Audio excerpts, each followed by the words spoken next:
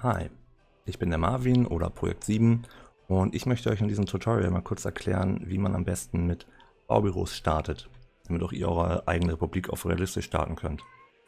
So, langfristig wollen wir natürlich zu eigenen Baubüros hingehen und zu entsprechenden Komplexen, damit wir Beton und Asphalt selbst produzieren können.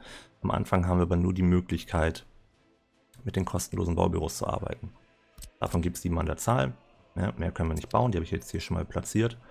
Und ich möchte euch mal kurz erklären, wie das im Groben funktioniert, worauf man am besten achten sollte, und ja, da gehen wir mal kurz durch. Ich fange mal hier direkt mit dem ersten an, das habe ich schon mal benannt und ein bisschen eingestellt. Ich gehe gleich drauf ein, warum und wieso. Aber erstes Thema wäre für mich, wir brauchen Arbeiter. Arbeiter kriegen wir am Anfang nur von der Grenze, die Gastarbeiter. Und naja, da brauchen wir zum einen erstmal ein Fahrzeug, das die Arbeiter transportieren kann. Da gibt es einmal den Personenkraftwagen, also PKWs. Könnt ihr in der Theorie auch benutzen, und wer sich meine Twitch-Streams angeguckt hat, weiß auch, dass ich die durchaus ganz gerne mal benutze für bestimmte Sachen. Natürlich wollen wir aber vor allem die Busse haben. Auch bei den Bussen gibt es so 2 Sachen, auf die man achten kann. Es gibt natürlich ganz große Busse, die haben wir beispielsweise einen mit 80 Passagieren. Wenn ich jetzt aber mal kurz dazu das Zollhaus aufmache, sehen wir, hier sind jetzt gerade 28, das ist sogar schon viel. Ja, also da brauche ich jetzt nicht mit dem Bus ankommen, wo 80 Leute reinpassen, wenn da eher 27 sind.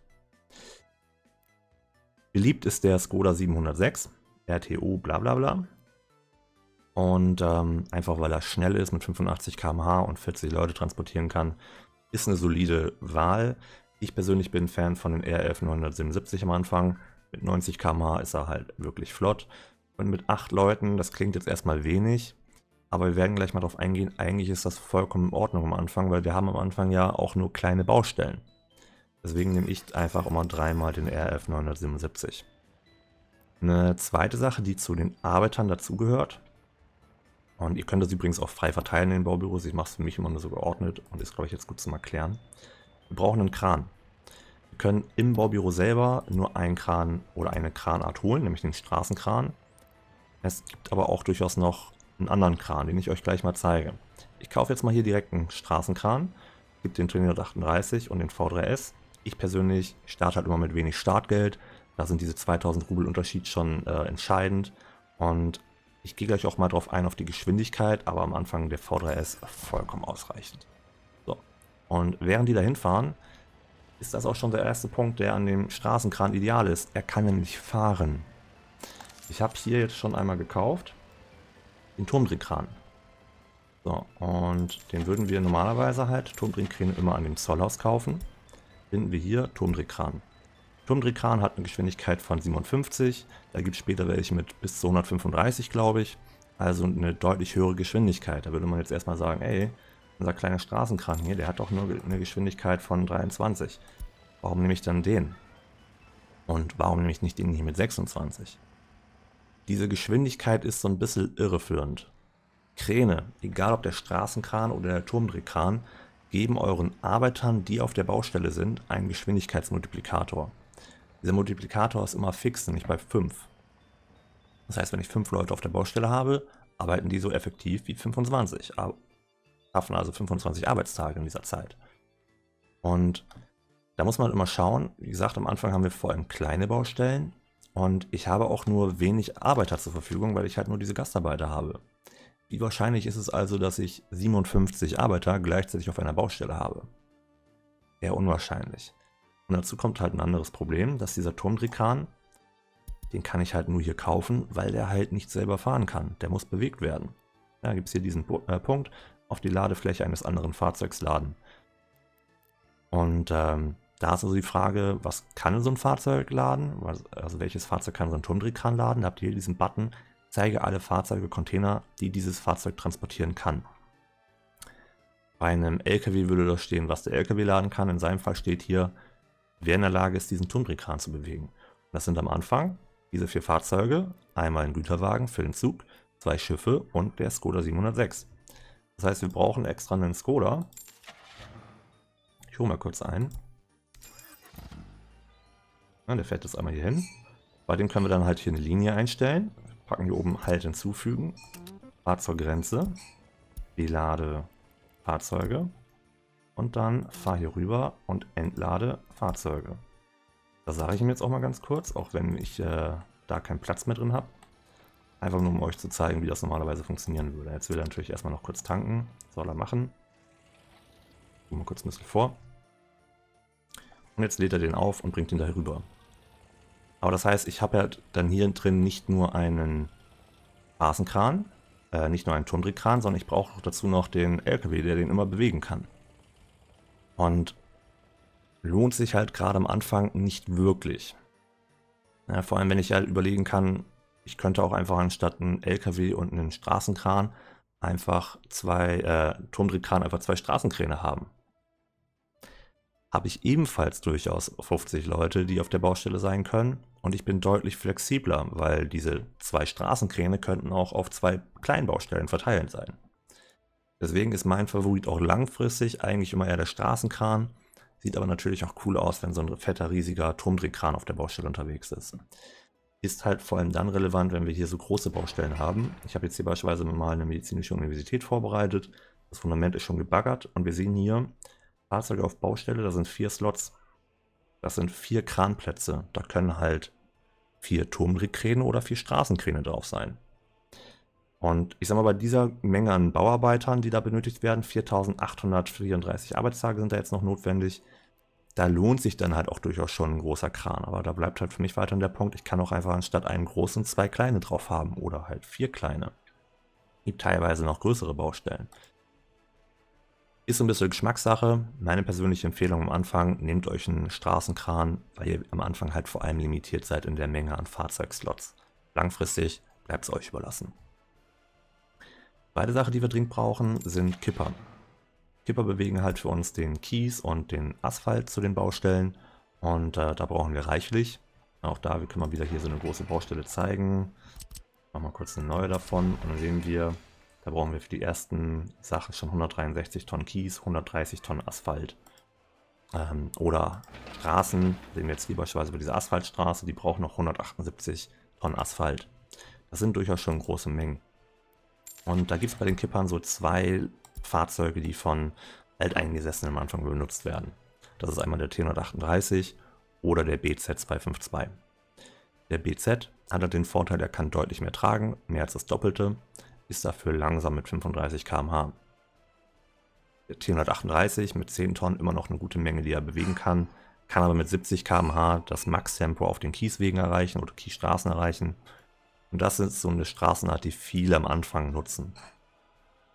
Wir persönlich haben auch on-stream schon Coole Republiken mit dem Skoda gestartet, kann mit 62 auch das Maximum auf Kies erreichen. Und mit 7,5 Tonnen hat er auch noch eine ganz gute Menge, die er bewegt. V3S, wenn ihr möchtet, macht's. Das wäre mir mit 4,5 Tonnen ein bisschen sehr wenig. Ich persönlich bin am Anfang mal ein Fan vom BZ, denn der BZ hat auch langfristig den Vorteil, dass es der zweitgrößte Kipper, den es gibt. Es gibt später nur einen einzigen, der größer ist. Und damit hat er durchaus in meiner Republik auch langfristig noch gewissen Daseinssinn. Beispielsweise um Bruchstein von meinen Kiesgruben zum Kieswerk zu bringen. Oder aber um Kohle von der Grenze zu den Kohlelagern für die Heizwerke zu bringen. Da will ich durchaus ruhig, dass große Mengen auf einmal bewegt werden. Die müssen nicht unbedingt schnell sein. Da hat er auch langfristig für mich einen Sinn. Und der ist am Anfang mit 15.000 zwar teurer als der T138, aber im Verhältnis zu dem Preis, den er später hat, immer noch billig. Deswegen starte ich gerne mit dem. Geht euch aber vollkommen frei. Ja, ihr könnt natürlich auch frei mischen. Kipper braucht ihr reichlich. Ich nehme meistens so 8. Teilweise auch mehr. Das heißt, das war einmal so der Start an Kippern. Und als nächstes brauchen wir LKWs für Lieferungen. Und da gibt es 2 Sachen. Einmal gibt es die offene LKWs, offene Ladefläche. Wir bewegen für euch Stahl, Bretter, Plattenbauteile und Ziegel. Da brauchen wir mitunter viele. Wenn wir hier nochmal wieder uns die Baustelle angucken, 175 Tonnen Ziegel, 58 Tonnen Bretter, 212 Tonnen Stahl. Das ist eine Menge. Deswegen da bietet sich tatsächlich an der Skoda 706. T138 ist auch hier teilweise sehr beliebt, weil er halt schneller ist. Steht euch wieder vollkommen frei. Da, wir haben schon mit dem Skoda gestartet. FZK wäre jetzt so ein Punkt, wo ich sage, okay, das lohnt nicht wirklich, wenn er immer nur 1 Tonne von irgendwas bewegen kann. Auch der V3S, ja, nicht wirklich. Ist euch so ein bisschen überlassen. Ich persönlich bin, wie gesagt, tatsächlich ein Fan vom 706 in der kleinen Version, denn lange Fahrzeuge haben halt auch den Vorteil oder den Nachteil, dass sie eben halt auch Straßen schneller verstopfen. Also der Stau ist dann halt einfach mal schnell länger und oftmals werden ja auch gar nicht so große Mengen benötigt. Ist aber euch vollkommen frei überlassen. Also man kann durchaus easy den nehmen. Den nehme ich jetzt mal 3 Stück von. Warum 3? Wir brauchen natürlich noch abgedeckt. Abgedeckte, die sind dafür zuständig, Mechanikbauteile und Elektronikbauteile auf Baustellen zu bringen. So, und jetzt sehen wir schon, das Gebäude braucht gar keine. Und wenn wir uns mal so angucken, was braucht am Anfang vor allem welche, da sind wir beispielsweise hier bei Strom. Ja, da braucht jetzt beispielsweise so ein Umspannwerk 0,068 Tonnen Elektronikbauteile. Oder wenn wir mal ein Kabel legen wollen, nämlich mal hier das große Mittelspannungsuntergrundkabel, da kommen wir mit 2,5 Tonnen fast 2 Kilometer weit. Also ziemlich lange Strecken, selbst wenn wir hier so ein Hochspannungsteil nehmen, kommen wir ebenfalls so mit 2,4 über einen Kilometer. Das sind schon große Strecken, die wir mit so einer kleinen Ladung bewegen können. Dementsprechend bin ich da tatsächlich auch mal ein Fan von dem kleinen Skoda. Ja, da nutzen wieder sehr viele den T138, können auch den großen Skoda nehmen. Aber diese 4,5 Tonnen brauchen wir halt seltenst. Ja, deswegen hier, das Geld kann man am Anfang gut sparen. Der Skoda macht seine Arbeit vollkommen fein. Und da reicht meiner Meinung nach auch am Anfang ein einzelner, denn naja, am Anfang bauen wir erstmal die erste Stadt. Die Wohngebäude brauchen alle weder Mechanikbauteile noch Elektronikbauteile. Also eigentlich braucht ihr das halt am Anfang wirklich primär für Stromleitung. Und das ist es schon fast, ne? Also das erste, was am Anfang die ich vielleicht brauche, jetzt habe ich es hier gerade noch ausgeschaltet, sind die Heizkraftwerke. Aber das ist echt überschaubar, da ihr nur eine begrenzte Anzahl von Slots habt. Einer tut es am Anfang vollkommen. Dann haben wir noch 3 offen. Eine Sache, die wir noch brauchen, sind Betonmischer. Kaufe ich am Anfang mal 2. Denn die ersten Gebäude brauchen halt nicht viel. Ne? Ich gehe hier nochmal hin, so die ersten Wohngebäude. Das ist teilweise eine Ladung vom Betonmischer. Hier sind es ein paar mehr Ladungen. Ich glaube, der kann 8 Tonnen bewegen, 10 Tonnen sogar. Dann sind das bei dem großen Haus hier beispielsweise 3 Ladungen. Also wären es auch 3 Ladungen, aber das ist alles überschaubar. Später sieht das anders aus, wenn wir dann mal hier die Plattenbauten bauen oder uns nochmal hier die Universität angucken. Da sind es mal 541 Tonnen. Langfristig wollte natürlich mehr haben, auch bessere. Am Anfang gibt es halt nur den T138. Für den Anfang reichen 2 aber vollkommen aus. Die anderen beiden Slots lasse ich jetzt gerade erstmal leer und wir gehen erstmal auf die nächsten ein. Da fangen wir hier an. Ich habe es schon benannt. Das ist einmal das Bagger-Baubüro. Bagger braucht ihr reichlich. Nehme ich deswegen am Anfang immer gerne direkt 4. Bagger können euch nämlich, diese erste Stufe, die ich hier jetzt schon einmal übersprungen habe, das Fundamentbagger, diese 2448 Arbeitstage im Fall der Medizinischen Universität, können von Baggern erledigt werden. Das heißt, dann braucht ihr da keine teuren Gastarbeiter raufbringen. Ja, da müssen halt nur die Baumaterialien sein und dann können wir auf diese Baustelle 4 Bagger raufschicken. Auf kleine Baustellen, wenn wir jetzt hier uns mal so ein Haus angucken, kann ein Bagger drauf. Aber da bauen wir ja oftmals auch mehrere von gleichzeitig. Deswegen gönnt euch am Anfang durchaus reichlich Bagger, die sparen euch viel, viel Geld. Und dann haben wir hier in der Mitte eins. Und die beiden würde ich euch jetzt mal so ein bisschen einfach nochmal oder so frei überlassen, ist eure Entscheidung. Aber hier habt ihr mal so ein bisschen Spielraum. Was ihr nämlich auf jeden Fall noch braucht, sind Planierraupen. Nehme ich jetzt mal erstmal 2 Stück. Planierraupen sind zum einen dafür da, dass ihr terraformen könnt. Ja, also ihr könnt hier vorne Geländewerkzeuge, könnt ihr Gelände anheben, das macht der Bagger. Absenken macht auch der Bagger. Dann habt ihr hier Ebenen aus der Mitte und Glätten. Das macht alles die Planierraupe. Und das ist so ein Einsatzzweck von den Planierraupen. Anderes Thema, da habe ich hier gleich was vorbereitet. Sowohl Bagger als auch Planierraupen sind in der Lage, Kiesstraßen zu bauen. Die Planierraupe ist dabei aber deutlich schneller, was man erstmal wieder nicht denken würde, weil, wenn wir hier gucken, der Bagger, da steht eine Geschwindigkeit von 33, bei der Planierraupe steht eine Geschwindigkeit von 28. Da wäre jetzt erstmal bei jedem logisch, 33 ist ein bisschen mehr als 28, sollte ja eigentlich dann der Bagger schneller sein. Das ist aber eine andere Tätigkeit. Hier steht immer Planierraupengeschwindigkeit, bei den Bagger steht Baggergeschwindigkeit. Die sind nicht vergleichbar. Das gibt später, ich kann vielleicht mal ganz kurz die Fahrzeuge umstellen, dass alle verfügbar sind. Dann gibt es Bagger auf der... Oh, haha, ich muss dafür noch Realismus ausschalten, damit wir den Amis rüberkommen. Ja. Das gibt später durchaus einen Bagger, hier den kleinen Zubringer, der kann beides, da sieht man das ein bisschen besser. Ja, gibt einen Unterschied in dieser Geschwindigkeit. Es gibt einen Unterschied zwischen Baggergeschwindigkeit und Planierraupengeschwindigkeit. Ich kann euch sagen, die Planierraupe planiert, was halt für Straßen wichtig ist, deutlich schneller als der Bagger. Deutlich schneller. So, will ich euch da auch gleich einmal zeigen. So, und das ist jetzt für mich mal so der Punkt, ich baue am Anfang tatsächlich, oder ich hole mir am Anfang immer 4 Planierraupen, weil ich schnell meine Straßen aufbauen möchte. Und ich mache so ein bisschen sogar noch am Anfang, dass ich mal so ein bisschen meine Fahrzeuge hin und her schicke. Ne? Also, dass ich dann mal sage, ich habe irgendwo noch ein Depot und Fahrzeuge, die ich jetzt gerade nicht brauche, stelle ich im Depot unter. Beispielsweise, ich brauche gerade gar keine Betonmischer, dann schicke ich meine Betonmischer kurz rüber und kann so lange andere Fahrzeuge in meinen Baubüros drin haben. Aber das könnt ihr halt ein bisschen mal für euch selber einstellen, wie ihr wollt. Es gibt nämlich noch 2 andere Fahrzeuge, die ich euch zeigen möchte, wo auch so ein bisschen die Leute sich vielleicht uneinig sind, ob das am Anfang Sinn macht oder nicht. Meiner Meinung nach absolut. Nämlich einmal den Asphaltfertiger. Es gibt die Straßenwalze.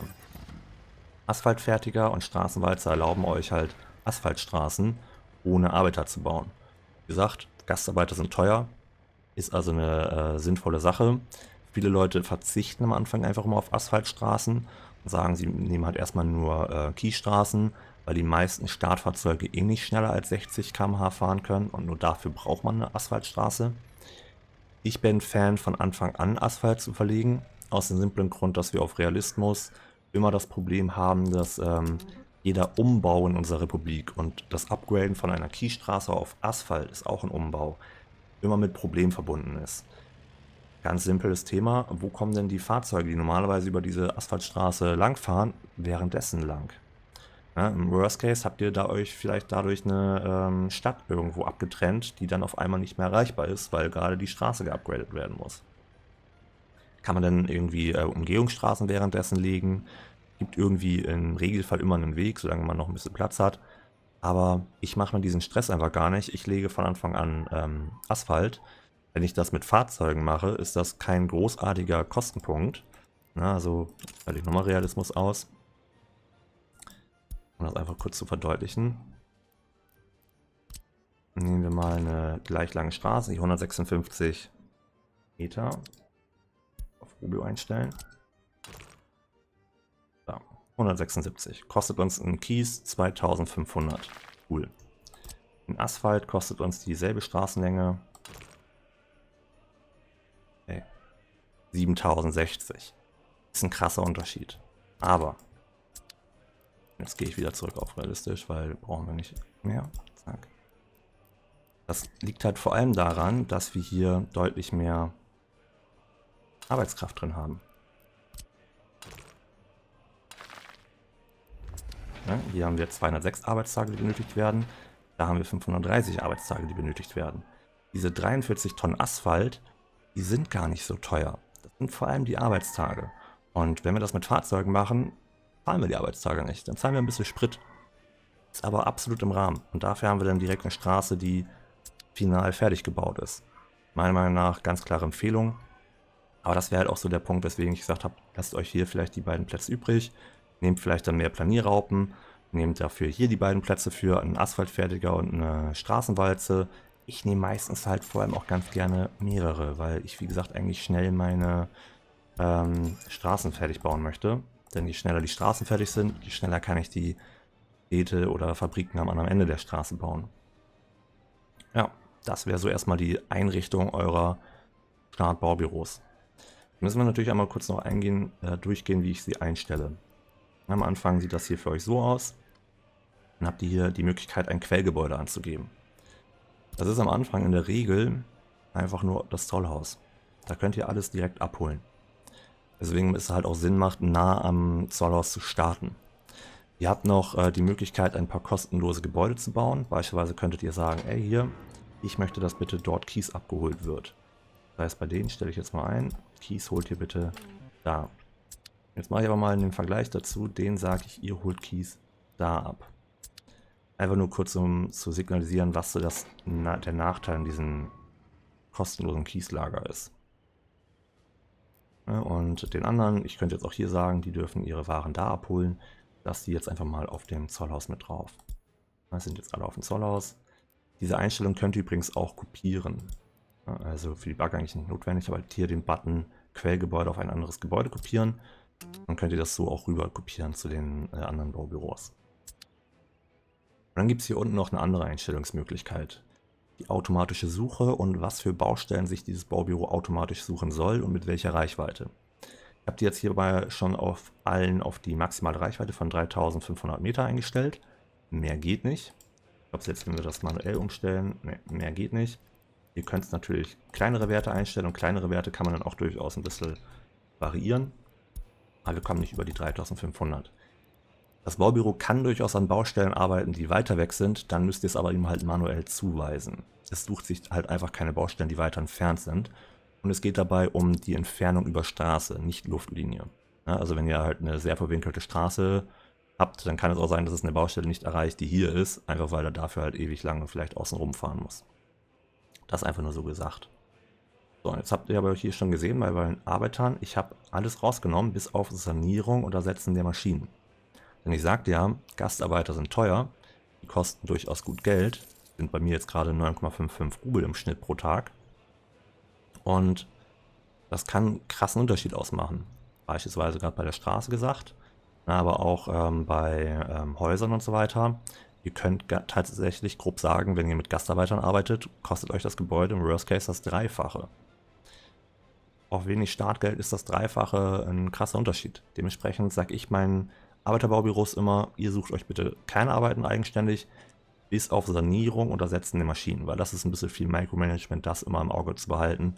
Und vor allem sind das immer Arbeitsschritte, die so oder so nur von Arbeitern erledigt werden können. Das könnt ihr anlassen. Ansonsten bei allen anderen mache ich jetzt einfach mal die automatische Suche durchaus an. Die habe ich bei den beiden ausgemacht gehabt wegen dem Test. Und dann gibt es nur noch einen Punkt. Und zwar, hier habe ich das auch ausgemacht wegen dem Test, die Bagger. Mal kurz auf Pause.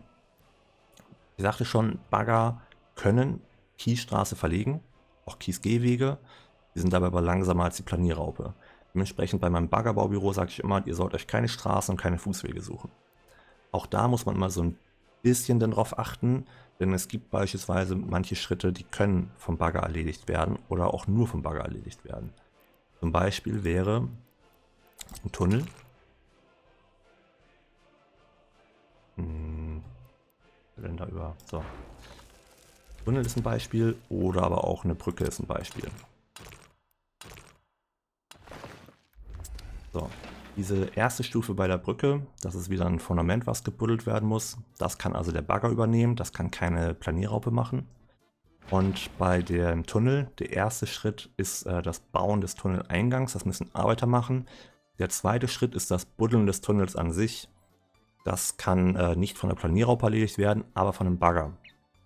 Zumindest neuerdings, früher ging das nicht.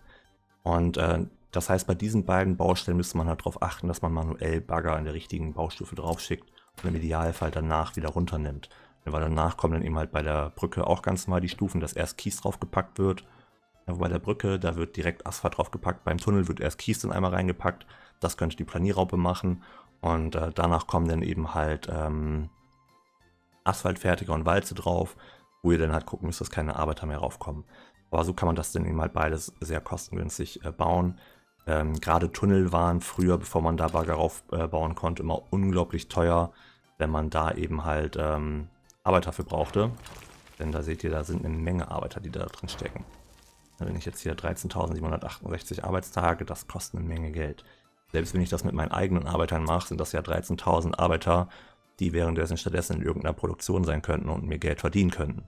Also selbst dann kostet es ja indirekt immer noch Geld. Deswegen Fahrzeuge da sehr gut. So, aber jetzt wollte ich euch einmal zeigen, wie das mit den mit den Kiesverlegen hier ist. Fährst mal bitte dahin und du fährst mal bitte dahin. Achten wir darauf, dass die jetzt nicht beide. So. Er wird ein bisschen eher wahrscheinlich ankommen, aber das ist fein. zeigt vielleicht nur umso deutlicher den Unterschied. Ja, wobei wahrscheinlich nicht mal, weil er langsamer ist. Minimal. So. Ey. Hingekommen. So, wir sehen hier bei ihm schon, das geht eigentlich ziemlich flott. Geht ratzfatz. Baut das fleißig auf. Der Bagger ist ein bisschen langsamer. Der ist ein bisschen langsamer. Also daher halt einfach die Empfehlung, nutzt die Planierraupe. Keys geht deutlich schneller. Ja, und ich sag mal, gerade am Anfang, bevor ihr die ersten Gebäude gebaut habt, könnt ihr die auch noch durchaus mit auf Keys raufpacken, um so nochmal schneller eure Straßen zu bauen. Aber wenn ihr nämlich hier so eine ewig lange Straße vielleicht habt, die ihr irgendwo langziehen wollt, dann baut ihr die am besten halt nicht in einem langen Stück, weil da kann ja nur ein Fahrzeug drauf. Und ihr könntet sie dann eben halt teilen. Das heißt, da ist einmal eine Baustelle. Da ist eine Baustelle. Da ist eine Baustelle. Da ist eine Baustelle. Dann könnt ihr jetzt auf jedem einzelnen dieser Abschnitte könnte halt ein Fahrzeug sein. Dann könnt ihr auch durchaus die Bagger drüber verteilen. Langfristig empfiehlt es sich halt, nur die Planierraupen auf den Kies zu packen. So, und jetzt sehen wir hier einmal ein sehr schönes Thema. Kiesladen. Warum gerade dieses kostenlose Kieslager zweischneidig ist. Wir sehen mal hier, wie schnell er dort den Kies auflädt, und wir sehen hier, wie schnell die den Kies aufladen. Da ist ein Unterschied. Und dazu kommt ein Nachteil an beiden kostenlosen Lagern, das ist bei dem genauso. Da kann immer nur ein Fahrzeug gleichzeitig laden. Gerade wenn ich dann auch noch Fahrzeuge brauche, die dort was abladen, dann ist das eine ziemlich krasse Limitierung. Die können ihren Nutzen haben, beispielsweise wenn ihr weit weg von der Grenze seid, ne, und dann halt nicht jedes Mal wollt, dass irgendein Kipper, der vielleicht nur eine halbe Tonne Kies holen soll, dafür mal bis zur Grenze fahren muss. Ja, dann kann das eine coole Möglichkeit sein. Oder eine sehr coole Möglichkeit ist es auch, um die letzten Meter zum Zollhaus hin in Kies umzuwandeln, was normalerweise bei einem kleinen beispielsweise nicht geht, weil dann müssten sie ja den Kies vom Zollhaus holen, wo sie aber nicht mehr hinkommen, weil ja die Baustelle zum Zollhaus ist. Dann kann auch eine coole Option sein, einfach ein bisschen Kies irgendwo zwischen zu speichern. Oder aber es kann auch noch Sinn machen, wenn man sagt, man möchte sein Zollhaus nicht so überlasten und hat vielleicht einfach ein Verteilerbüro, das die beiden Teile voll machen darf und limitiert damit einfach die Menge an Fahrzeugen, die mit dem Zollhaus direkt interagieren können, um da einer Überbelastung, einem Stau entgegenzuwirken, was durchaus auch entscheidend sein kann, wenn man vielleicht über so ein kleines Zollhaus oder über ein ganz großes Zollhaus auch seine Republik mit versorgen möchte. Aber generell würde ich von diesen Teilen am Anfang eher abraten. Wenn ihr nah an der Grenze seid, wird es einfach direkt von der Grenze. Deutlich besser. Ja, und das wäre so der Start von den Baubüros. Gehen wir vielleicht noch auf ein bisschen den Bau ein.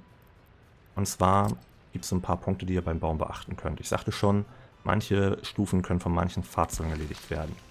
Also jetzt haben wir hier beispielsweise bei diesen Ziegelhäusern anfangen das Fundament baggern. Das kann wie gesagt der Bagger machen. War cool, sparen wir uns 312 Arbeiter. 312 mal 956, das ist schon ein Unterschied. Ja, vor allem haben wir davon eine Menge Häuser. Und dazu sieht man hier auch gerade eine Sache. Dieses Haus hat zwar einen Straßenanschluss, Wohnhäuser können aber immer auch über Gehweg gebaut werden, auch betrieben werden. Ja, das heißt, auch ein Feuerwehrfahrzeug fährt dann durchaus über diesen Gehweg dorthin. Oder der Müllwagen fährt über den Gehweg dorthin, ne, auch wenn ich dann dort einen Mülleimer irgendwo an den Gehweg angeschlossen habe. Dann fährt der Müllwagen da durchaus über den Gehweg hin und holt den Müll ab. Ne, der Feuerwehrwagen fährt hin, der Krankenwagen fährt hin und die Polizei fährt auch hin. Und es gibt dann andere Gebäude, die kann ich nicht darüber bauen. Nehmen wir als Beispiel jetzt mal hier die Kneipe. Oder wo ich es auch einfach tatsächlich schade finde, den Kiosk als Beispiel. Der Kiosk ist mal ein ziemlich krasses Beispiel, wenn ich mich richtig erinnere. Ja. Der Kiosk kann nämlich über den Gehweg gebaut werden.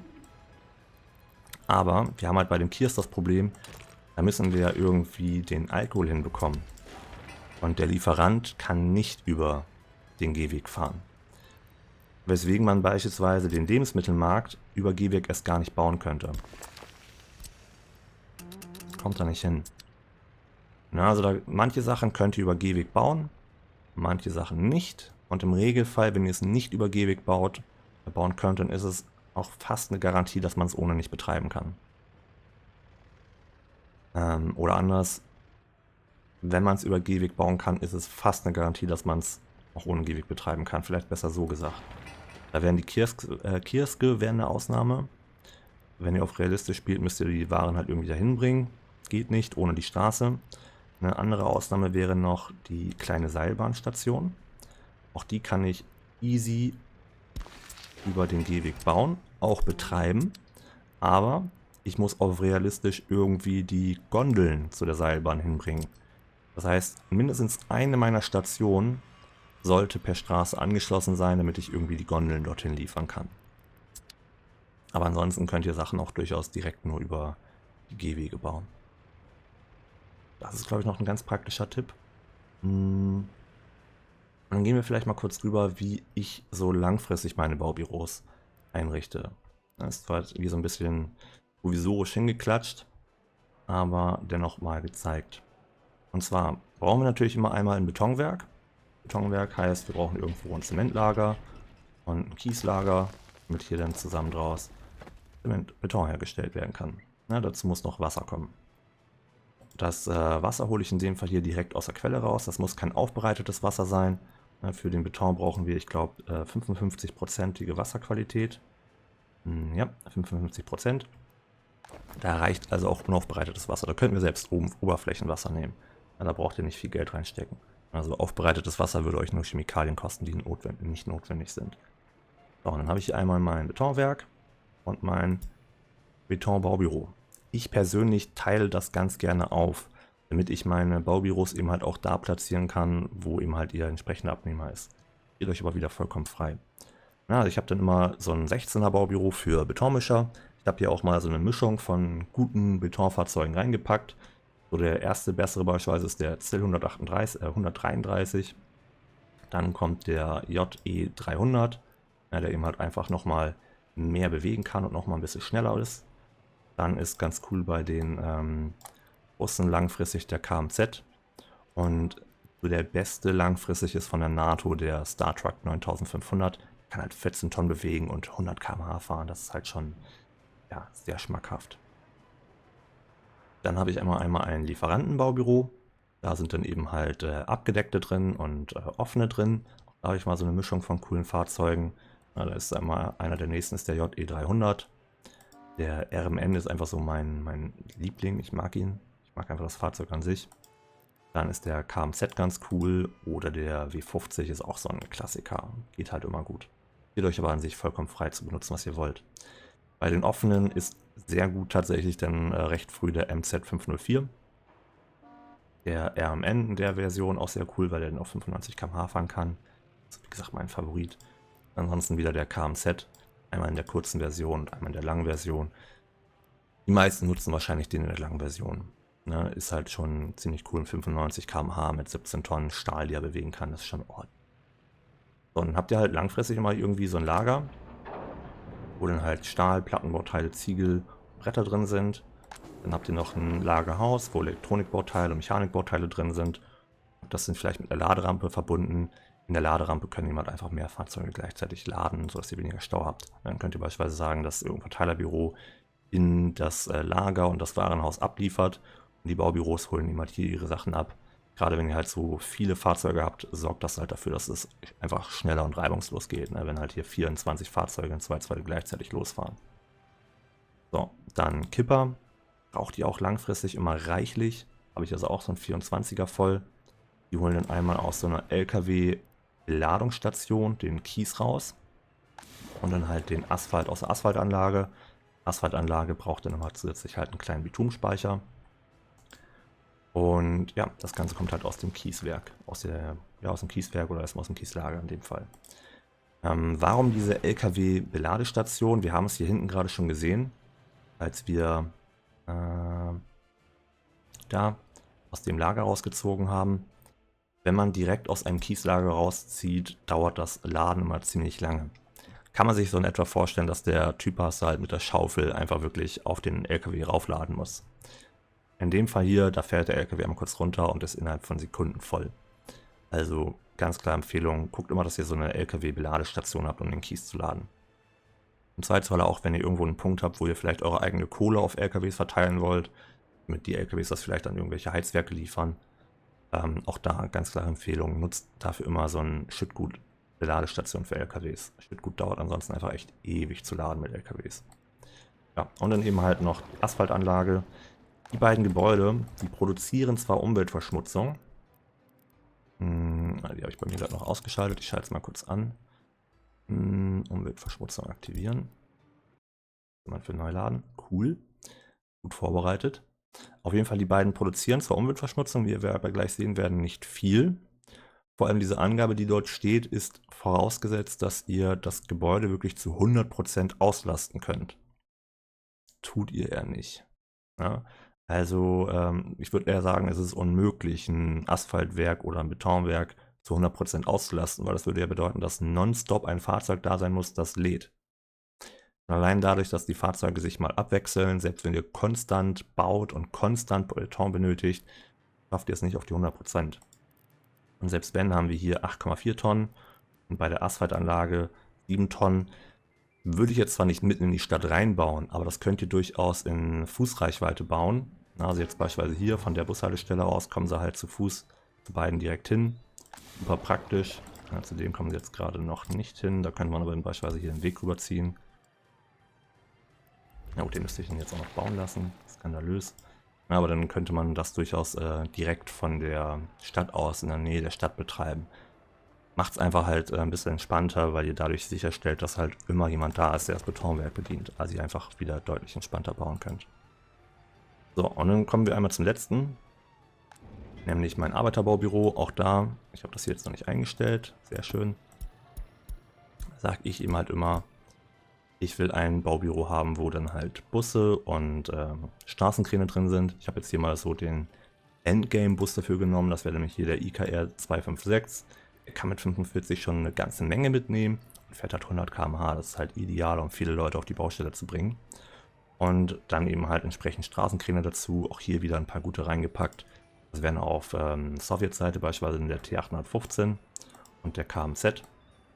Da sehen wir, der KMZ fährt 95, der T815 fährt 90 und Platz für 39 Arbeiter oder 27 Arbeiter. Beides coole Zahlen. Straßenkräne gibt es aber auch sehr, sehr gut auf der NATO-Seite. Da haben wir hier den PHMT Schlag mich tot. Der fährt zwar nur 70, kann aber 58 Leute transportieren oder multiplizieren. Ist also schon auf einem vergleichbaren Level wie kleine Turmdrehkräne. Und auch sehr schön hier der LG 4866, 35 ebenfalls sehr gut und fährt 80. Das ist eigentlich so mein Favorit. Aber ja, das wäre so mein Arbeiterbaubüro. Und ein letztes Baubüro möchte ich euch noch zeigen, was ich euch immer empfehlen würde. Denn wir haben halt das Thema, dass wir auch sanieren und Maschinen ersetzen müssen. Gut, Maschinen ersetzen ist jetzt für das Baubürogebäude nicht so wichtig, aber das Baubürogebäude muss auch saniert werden. Und das kann sich nicht selber sanieren. Und vor allem habe ich vielleicht auch nicht in Reichweite von jedem Gebäude mein großes Baucluster. Deswegen verteile ich bei mir immer im Regelfall zu jeder Stadt immer einmal so ein Sanierungsbüro. Sanierungsbüro nenne ich sie halt einfach, das ist ein ganz normales Baubüro. Ich nehme immer das mit 12 Slots. Da packe ich nochmal rein 2 Straßenkräne, 4 kleine Busse, einen Betonmischer, 2 Kipper, einen abgedeckten und 2 offene LKWs. Andere Maschinen brauchen die nicht. Und die haben nur die Aufgabe, Maschinen zu ersetzen und Gebäude zu sanieren. Das eben halt mit maximaler Reichweite. Und dann gucke ich halt einfach immer, dass jedes Sanierungsbüro entweder in Reichweite von einem anderen Baubüro ist, sodass dieses andere Baubüro das Sanierungsbüro sanieren könnte, oder in Reichweite eines anderen Sanierungsbüros ist. Und dann habt ihr eigentlich auch keinen Stress mit Gebäudesanierung. Macht das halt auch direkt super einfach. Ja. Und das würde ich sagen, ist so das kleine Einmaleins des Baubüros. Damit solltet ihr eigentlich ganz gut eure Republik aufbauen können. Solltet ihr noch Fragen haben oder irgendwas unklar sein, schreibt es gerne unten in die Kommentare, dann werde ich es irgendwann nochmal ergänzen. Und ansonsten würde ich sagen, viel Spaß damit und baut fleißig. Ciao, ciao.